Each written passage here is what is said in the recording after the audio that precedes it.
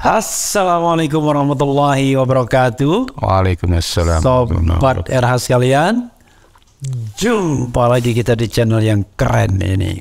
Keren cara. Ya, sobat RH sekalian, seperti biasanya ya, kalau saya sudah gebrak meja besar-besar, saya ada tamu ya. Kali ini tamu yang ngeri-ngeri sedap ya. Kalau lihat di profilnya, jangan langsung melakukan judgement. Walaupun beliau ini pernah menjadi anggota NII ya, Negara Islam Indonesia, tapi nanti kita tanya sedikit. Dan rupanya beliau punya obsesi soal kepemimpinan. Jadi leadership in Islam, tetapi juga pastinya konsepnya apa, itu yang paling penting. Ustadz Wahyudi KS. Assalamualaikum warahmatullahi wabarakatuh, Ustaz. Waalaikumsalam warahmatullahi wabarakatuh. Ada orang yang bilang begini katanya, melakukan dosa kan. Alhamdulillah. Ustadz, ya, sehari-hari Ustadz apa majelis apa tadi? Jamaah Muslimin. Oh, Jamaah Muslimin ya. Ya. Dewan Amir Majelis Dakwah.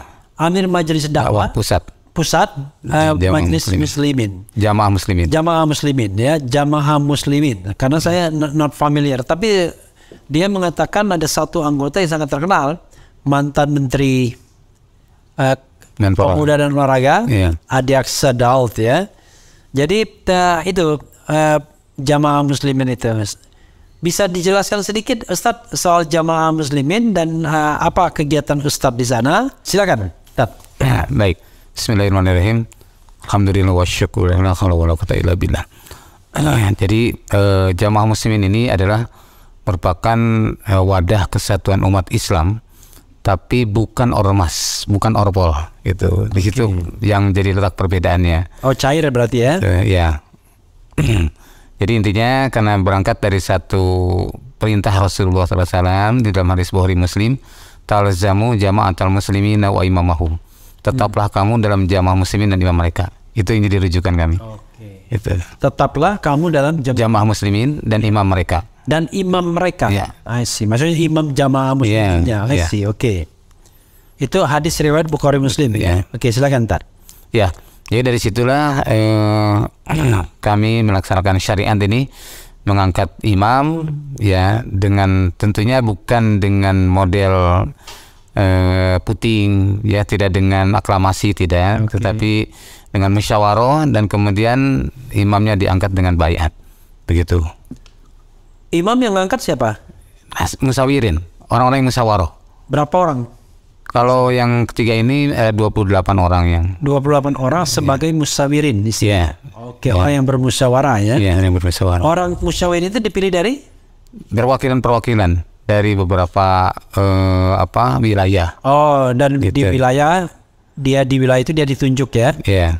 Oke, ini konsepnya sama sih dengan beberapa misalnya partai sebuah partai Islam Masyumi gitu juga. 99 Dewan Syuro-nya, Dewan Syuro inilah yang kemudian memilih ketua umum dan lain sebagainya. Oke.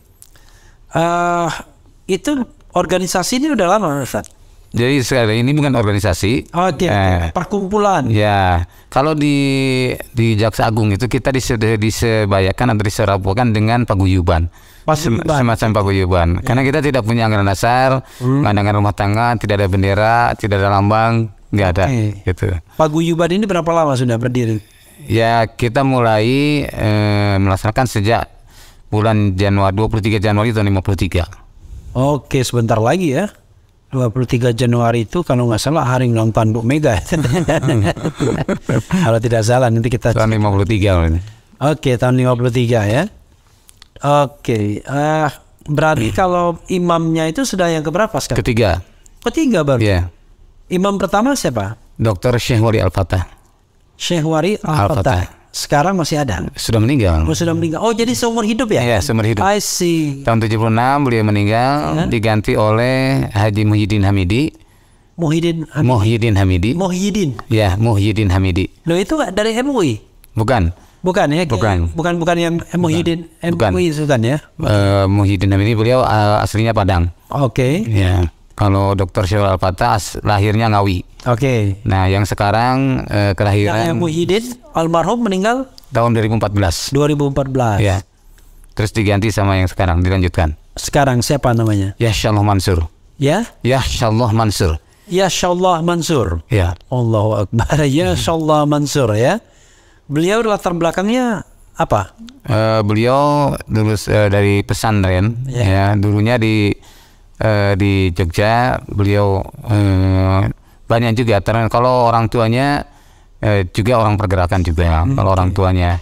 Nah, kemudian beliau juga lulusan UIN Syarif Hidayatullah, ya, dan banyak yang dijabat oleh beliau itu dulu juga sebagai sering dapat jadi utusan ke berbagai event konferensi internasional di dunia gitu. Konferensi internasional ya. Oke. Itu usianya berapa sekarang, Imam? Beliau usianya sekarang 65. Jadi imam ini fungsinya apa? Sebagai orang yang memutuskan sehari-hari ya? Ya, imam nih sebagai pengayom, sebagai pembina, juga sebagai decision maker, keputusan dalam apapun urusan jamaah. Urusan jamaah muslimin. Ya. Dan dia nggak ada wakil imam, nggak ada pengurus lainnya. Ada. Oh, ada ya? Ada. Jadi ya, tapi tidak permanen dan tidak ada masa jabatan seperti halnya di organisasi. Oke. Gitu. Jadi kalau imam berkehendak kapanpun bisa diganti, kapanpun bisa diangkat. Imam itu kekuasaannya tunggal ya? Iya. Artinya dia dibantu orang, tapi kalau dia mau ganti ya ganti aja. Ya, jadi beliau ada musyawarah kan, ada istilahnya ada bitonah gitu. Jadi para pembantu imam. Ya. Itu kalau ada sesuatu beliau ngajak musyawarah. Terus setelah itu dipikir mana yang kira lebih maslahat itu yang diambil oleh tapi keputusan terakhir di imam. Di imam, ya. Oke, jadi imam itu punya kekuasaan absolut ya. Artinya walaupun pengambilan keputusan musyawarah itu soal lain, tapi intinya adalah keputusan terakhir di tangan dia. Di tangan imam. Ya sama Rasulullah juga begitu kan. Walau dia juga mengajak bermusyawarah. Tapi kan terakhir tetap di tangan dia. Kan? Ada bedanya kalau Rasul kan mutlak, gitu. Kalau imam ada reserve. Ya, gitu aja. Jadi karena dia manusia biasa, ya, dan bukan yang langsung mendapat Allah ya. Oke. Tapi strukturnya kurang lebih sama ya. Struktur kekuasaan. Kalau di organisasi kan ada masa bakti gitu ya. Nah ini tidak ada. Iya. Gitu. Jadi itu aku ya. Hidup kan? Iya. Gitu. Jadi sebenarnya para pembantu imam pun sama seperti itu. Kalau imam seumur hidup, kalau para pembantu imam tidak seumur hidup. Kalau para pembantu imam termasuk bagian di wilayah di daerah, yaitu disesuaikan dengan keperluan. Makanya ada yang semuanya yang nunjuk imam. Kalau yang di bawah imam langsung itu imam. Tapi kalau yang di paling bawah gitu itu adalah amir-amir di daerahnya. Oke. Ya. Dan amir yang nunjuk imam. Iya. Amir di daerah itu. Daerah imam. Oke. Ya, saudara sekalian, barangkali kita tidak juga ingin mendalami lebih lanjut ya. Iya. Struktur di apa istilahnya tadi? Jamaah muslimin. Apa? Jamaah muslimin. Jamaah muslimin ini saya selalu ingat bukan jamaah tadi bahasa yang saya gunakan tadi malah lupa saya jamaah muslimin ya. Jadi saudara sekalian, sebelumnya kita cerita dulu ya, karena kita baru ketemu ini kan Ustadz ya. Ketemu ini kebetulan teman saya yang memperkenalkan Sekjen Arimatea Iwan Setiawan yang memperkenalkan, kita tanya-tanya dulu. Jadi di jamaah muslimin sejak tahun berapa Ustadz? Sejak tahun 86. 86 sampai sekarang. Iya. Dari 86 itu apa yang sudah dilakukan Ustadz? Saya tidak tahu. Jamaah muslimin ini apa tujuannya? Ya, apa kegiatannya? Apa keinginannya? Ya. Silakan Ustadz. Dan apa yang sudah dilakukan Ustadz? Baik. Kegiatannya kalau jamaah muslimin itu pertama dalam masalah pendidikan, yaitu dari PAUD sampai perguruan tinggi ada. Kemudian dalam bidang kebencanaan kemanusiaan, kita juga ada ukhuwah Al-Fatah Rescue ya, sehingga setiap event bencana kita hadir, seperti Cianjur sekarang masih di sana. Nah, kemudian juga kita ada kantor berita Islam internasional. Kita juga punya itu. Kantor berita Islam internasional. Ya, Linknya kemana? Mina, Miraj News Agency.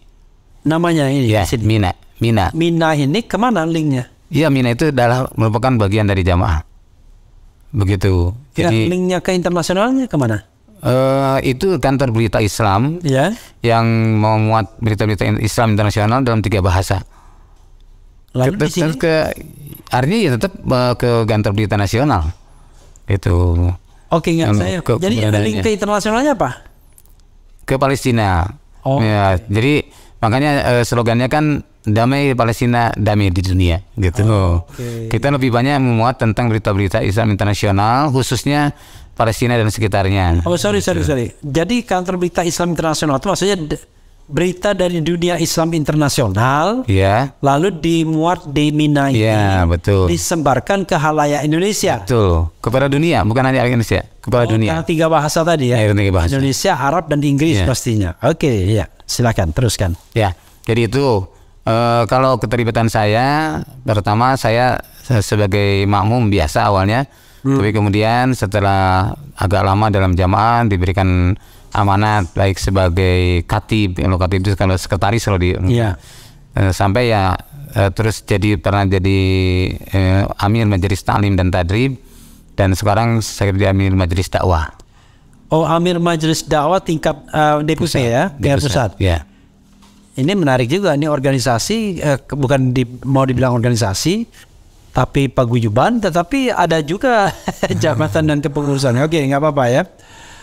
Oke, Ustadz, tadi kan datang ke sini tuh pengen mengemukakan 12 apa ya? Unsur kesatuan muslimin. Oke, 12 unsur kesatuan muslimin. Ya.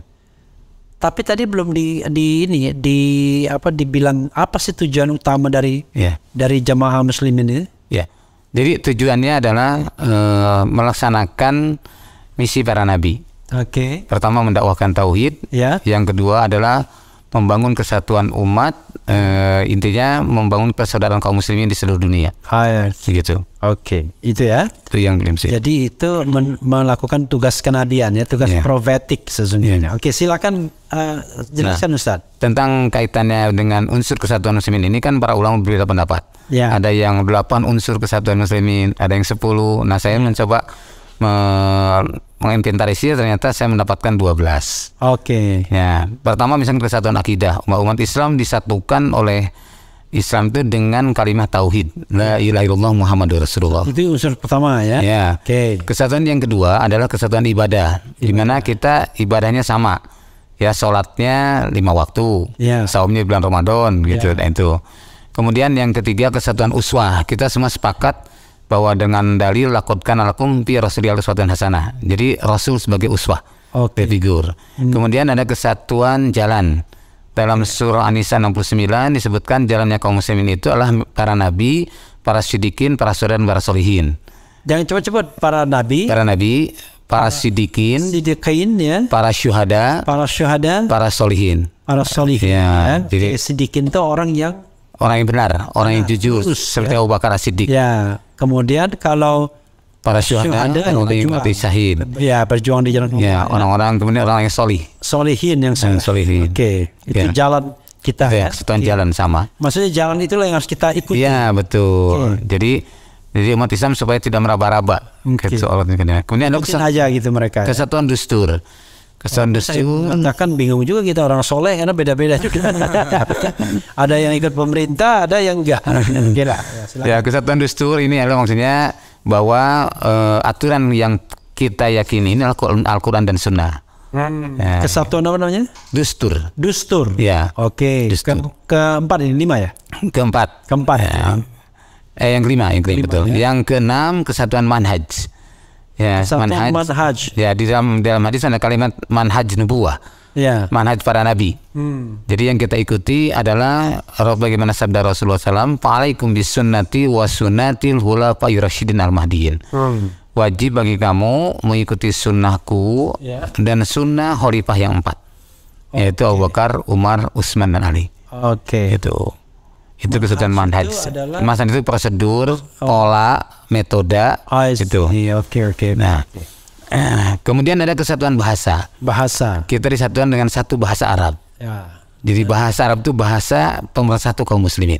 Dan konon itulah bahasa di penduduk surga katanya bahasa. Ya, betul. Makanya kalau penduduk neraka bahasa apa? Makanya sudah selayaknya sebagai seorang muslim dia memahami bahasa Arab. Nah, gitu. Karena menjadi menyatunya kaum muslimin. Kemudian ada kesatuan sejarah. Kita sepakat bahwa sejarah manusia adalah dari Nabi Adam. Kita sepakat pula bahwa Islam yang rahmatan lil alamin dan dari Nabi Muhammad sallallahu alaihi wasallam. Itu kesatuan sejarah. Ya. Saya ingat kalau soal Nabi Adam kan ada teori tentang rantai terputus ya, dan teori Darwin, evolusi Darwin. Ya. Konon di Amerika sempat ribut orang tuh. Ribut, satu percaya tentang evolusi manusia dari kera, satu nggak percaya. Akhirnya karena ribut tuntut di hakim bilang, pusingan. Gini aja kata hakim, siapa yang merasa dirinya dari kera, tolong kesini.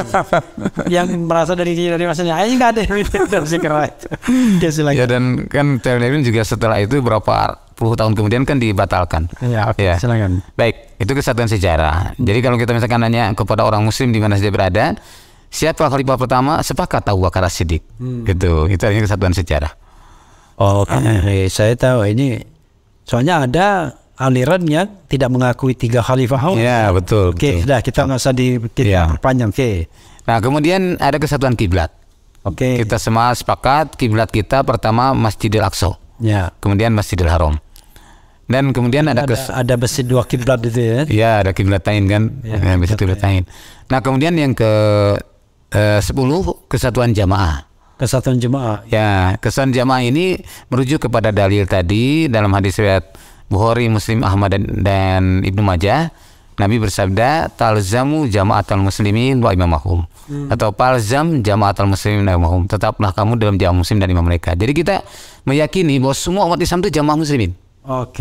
Itu. Hanya hari ini ada yang sudah mengamalkan, mewujudkan, ada juga yang masih belum, bahkan ada yang belum tahu sama sekali. Gitu. Padahal itu merupakan wadahnya umat Islam seluruh dunia. Yang tidak dibatasi dengan bangsa dan bahasa. Gitu. Berarti sebenarnya kalau kita pakai jamaah muslimin terminologi ini berarti harus ada imamnya dong. Iya. Jelas ada imamnya. Makanya kan wa imamahum di situ, dan imam mereka. Nah, gitu. Jadi kesatuan jamaah. Makanya yang ke-11 itu adalah berarti cita-citanya nanti ada imam dunia ya. Memang itu merupakan satu misi para nabi kan begitu. Makanya ketika Rasulullah tidak menghilangkan negara ya. Tidak, karena substansinya berbeda. Juga kan. Jadi kalaupun misalkan adanya imam di dunia ini, di negara tetap aja tidak ada masalah. Seperti dulu ketika Rasulullah SAW Raja Najasyi ya, itu masuk Islam kan dia raja. Tidak diganti kerajaannya. Tetap aja Nabi di atas pelepah kurma, Raja Najasyi tetap di atas singgasana gitu. Yang penting dia mengakui Islam. Ya, itu. Jadi yang penting adalah keislamannya. Nah, itu kesatuan imam. Nah, yang terakhir, kemudian yang ke-11 adalah kesatuan imamah.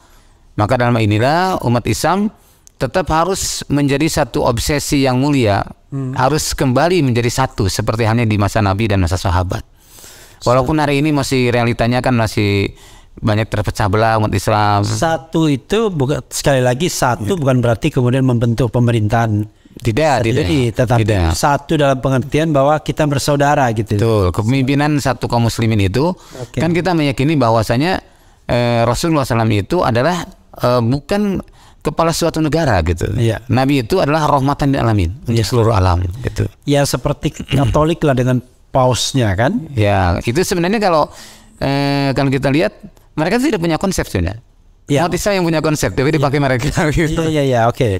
Jadi intinya adalah seperti paus, dia kan pemimpin umat Katolik sedunia, ditaati, diikuti, tapi negara tetap ada. Dan jadi tidak ada masalah. Tidak ada masalah. Nah, kemudian barulah terakhir kesatuan tujuan. Tujuan ini adalah secara vertikal, tujuannya adalah ridho Allah, ampunan Allah, dan karunia Allah. Secara horizontal, tujuannya adalah kejayaan atau kebahagiaan kaum muslimin. Begitu. Jadi tercapainya kemenangan, kejayaan dan kaum muslimin, sehingga apabila Islam ini adalah jaya, maka semua agama pun akan terlindungi. Menjadi rahmat untuk seluruh alam di situ. Yakinannya itu ya. Artinya nggak boleh juga orang Islam sembarangan memperlakukan orang non Muslim kan? Iya. Ustadz, jadi saya sengaja simpan begini kan untuk nanti kalau seandainya yang audiens kita tertarik kan kita bisa panjang-panjangin. Iya, betul. Ini. Tapi saya ingin pertanyaan terakhir sebelum closing statement ya. Diulangi tadi satu apa tadi yang 12 tadi? Kesatuan akidah. Kesatuan akidah. Ya. 2 ibadah. 3 uswah. Uswah itu apa? Figur. Contoh. Ya. 4 jalan. Jalan ya. Yang kelima dustur. Apa dustur itu? Aturan atau undang-undang ya. Prosedur tadi metode ya. Seperti Al-Quran dan Sunnah. Ya. Oke. Ya. Kemudian manhaj. Manhaj. Metode, prosedur atau pola. Ya. Kemudian bahasa Arab. Kemudian sejarah ya, sejarah lalu Islam. Kemudian kiblat ya. Kemudian jamaah muslimin dan imam kaum muslimin ya, kaum muslimin dan tujuannya adalah ridho Allah.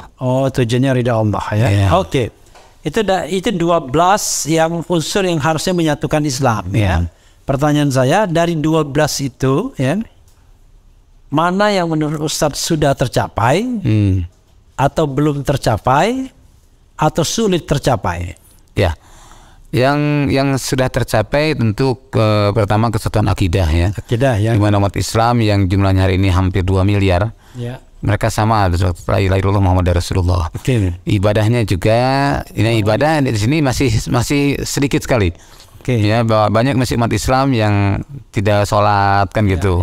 Dan sebagainya. Nah, termasuk juga uswah. Masih ada di antara umat Islam yang lebih menjadikan figur bukan kepada Rasulullah SAW. Nah, kemudian kesatuan jalan pun sama seperti itu, yang semestinya menempuh 4 jalan tadi. Nah, yang kesatuan dustur, semua umat Islam mengaku Quran Sunnah. Nah, tapi seringkali kadang di lapangan kita masih menemukan hal yang kurang bisa legowo menerima perbedaan.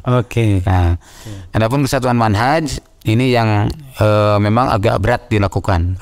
Itu karena banyak melakukan, mereka kadang misalkan saya kan madhab padahal sebenarnya seperti yang jamaah muslimin katanya madhab apa? Jamaah muslimin bukan jamaah madhab, tapi ini jamaahnya kaum muslimin. Jadi semua di dalam jamaah muslimin itu ada Hanafi, ada Syafi'i, ada Maliki, dan Bali gitu. Yang penting sebenarnya kata kuntinya jamaah muslimin ya. Dan silakan mereka punya mazhab masing-masing. Tapi sebagai satu kesatuan manhaj gitu ya. Maka itulah jamaah muslimin. Silakan. Nah, kemudian dalam bahasa juga masih umat Islam masih jarang. Kalau kita hitung berapa orang sih yang bisa bahasa Arab kan sedikit. Itu. Kemudian seharusnya semua orang mengajar bahasa Arab. Itu. Kan sholat juga bahasa Arab kan? Nah, kesatuan sejarah insya Allah tidak ada masalah, walaupun ada sebagian distorsi dalam sejarah. Kesatuan kiblat ini tidak ada masalah. Nah, kesatuan jamaah ini jamaah muslimin masih ada dipahami bahwa tidak harus dengan jamaah muslimin, pokoknya boleh apa saja namanya. Nah, gitu. Kalau seperti ini masih juga berlangsung, memang agak sulit. Tapi kalau misalkan semua orang sepakat, yuk seperti dalam Al-Quran, ta'alau ila kalimatin sawa, yuk kita kembali pada satu kalimat yang sama. Nah, kalau kita semua sepakat dengan istilah ini, insya Allah akan lebih mudah untuk bisa bersama. Jadi dalam jamaah muslimin itu bisa ada organisasi-organisasi Islam dan lain. Mereka sebagai satu kesatuan gitu. muslimin ya. Makanya orang misalkan mau gabung dalam jamaah muslimin bukan pindah organisasi. Misalkan dari Muhammadiyah mau gabung, silakan, bukan pindah organisasi. Dari NU juga bukan pindah organisasi. Gitu. Tapi mereka harus mengakui imam yang ditunjuk. Nah, itu jadi disepakati, dan ini pun kan kita tidak menjadikan satu hal yang paten bahwa misalkan nanti untuk berikutnya gimana, harusnya tidak. Nah, tetap kita kembalikan kepada musyawarah tadi. Nah, itulah kesatuan imam pun memang masih juga ada yang punya persepsi imam itu sebagai kepala negara, ada imam itu sebagai imam kelompok dan sebagainya. Nah, kita tidak punya persepsi begitu. Kita meyakini bahwa keadaan yang sekarang memang belum memenuhi syarat secara sempurna. Gitu. Tapi syarat-syaratnya sudah kita penuhi karena kita didasarkan pada musyawarah dan berdasarkan prosedur Quran dan Sunnah. Demikian. Yang terakhir sudah tadi. Nah, tujuan tentu harus meluruskan niat, semua hanya semata-mata karena Allah dalam segala aspek harus ibadahkan Allah semata-mata, jangan karena yang lain. Demikian pula tujuan besarnya adalah membebaskan Masjidil Aqsa, itu termasuk bagian daripada tujuan kita. Kemudian menjayakan kaum muslimin, membebaskan kaum muslimin yang masih terjajah, itu termasuk bagian daripada tujuan dalam perjuangan ini. Demikian. Iya, saudara sekalian, ini hal yang barangkali sebagian sobat belum pernah mendengar di komunitas ini. Mungkin ada juga yang sudah kafah, tapi ada juga yang ingin membantahnya. Itu nanti soal pas video ini tayang, silakan komentar. Nanti bila mana diperlukan ya kita undang lagi Ustadznya untuk live bila perlu ya. Nah, Oke, Ustadz, saya sebelum closing statement, Ustadz kalau pendidikan dari mana, Ustadz? Saya sekarang sedang menggarap disertasi di PT IKI. Oh, PT IKI, I see. PT IKI jurusan apa? Ada jurusan? Jurusan tafsir, konsentrasinya pendidikan berbasis Quran. Oke, tafsir, konsentrasinya pendidikan berbasis Quran. Jadi PT IKI itu perguruan tinggi ilmu Al-Quran, ilmu Quran.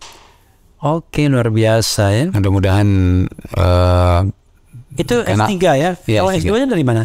S2-nya di Universitas Islam Jakarta. Oke, Universitas Islam Jakarta. S1-nya? Di Fakultas Syariah Sekolah Tinggi Agama Islam Tasikmalaya. I see. Jadi memang background ilmu pendidikan agama ya. Iya. Oke, Ustaz silakan closing statement ke sobat yang baik. Baik ikhwan akhwat fillah, azakumullah di mana saja berada. Jadi dengan apa yang kami sampaikan tadi 12 poin itu mohon bisa menjadi renungan bersama, kajian bersama, karena agar kita tidak terlampau jauh gesekan-gesekan yang terjadi. Kita yakin bahwa umat Islam bisa bersatu. Ya, sebagaimana halnya dalam surat Al-Baqarah 259 diberikan pelajaran oleh Allah SWT tentang Nabi Uzair yang melewati suatu negeri kemudian sudah rusak porak-poranda, sempat terjadi pesimis. Apakah mungkin Allah bisa mengembalikan negeri ini menjadi utuh? Lalu kemudian Allah tidurkan selama 100 tahun. Setelah itu dibangunkan, Allah mengutus malaikat untuk membangunkannya dan kemudian menanya, berapa lama kamu tidur? Nabi Uzair berkata, yauman aw ba'da yaum, sehari atau setengah hari. Kata malaikat sebutkan kamu tuh sudah 100 tahun. Nah, lihat, perhatikan oleh kamu makanannya ternyata masih utuh makanannya 100 tahun. Tapi begitu dilihat keledainya tinggal tulang belulang. Lalu Allah jadikan kembali keledai tersebut menjadi satu ekor keledai yang utuh. Ini artinya bukan perkara mustahil umat Islam bisa bersatu selama memahami tentang unsur-unsur tadi dengan baik dan benar. Insyaallah. Demikian dari saya. Wassalamualaikum warahmatullahi wabarakatuh. Waalaikumsalam warahmatullahi wabarakatuh. Ya, saudara sekalian, itu tadi dari Ustadz Wahyudi KS ya. KS itu bukan Krakatau Steel. Mudah-mudahan apa yang disampaikan bermanfaat dan nanti tentu kita akan lihat ya bagaimana sobat semuanya mencerna apa yang disampaikan, dan nanti bila perlu suatu saat ya kita live dan interaksi dengan beliau. Wassalamualaikum warahmatullahi wabarakatuh. Waalaikumsalam warahmatullahi wabarakatuh.